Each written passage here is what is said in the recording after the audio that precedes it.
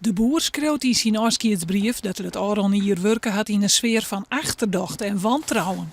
En dat er in de debatten te volle op een mos spelen waren. Daarbij doelt de boer benamen op 5 collegepartijen.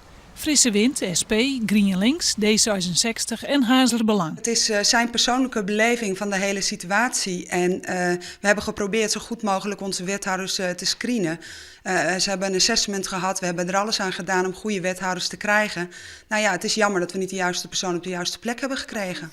De dingen die te daarin zaait over een cultuur van wantrouwen en een hele onprettige werksfeer, dat herken je hem net?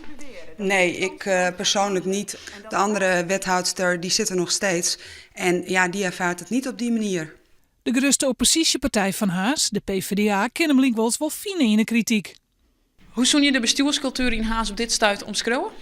Als ik er geen doekjes omheen vind, dan noem ik die gewoon verrot. Zoals ik al zei, en dat geeft ook de heer De Boer aan in zijn brief. Er is sprake van een bepaalde machtpolitiek, er is wantrouwen. En er worden gewoon spelletjes gespeeld die niet gespeeld zouden moeten worden.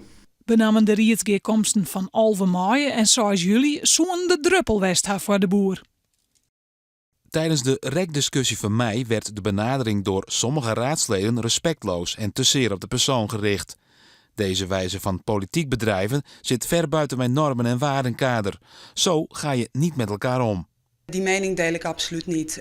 Ik ben natuurlijk zelf bij die 2 raadsvergaderingen aanwezig geweest. En tuurlijk wordt er wel eens flinke politieke discussie gevoerd. Maar ja, wat kan daarop tegen zijn? Morgen jongens zal er in de rietsgeerkomsten verder praat worden over het voortgaan van de boer en de gevolgen daarvan. Jan de Boer zelfs wie net bereikbaar voor commentaar.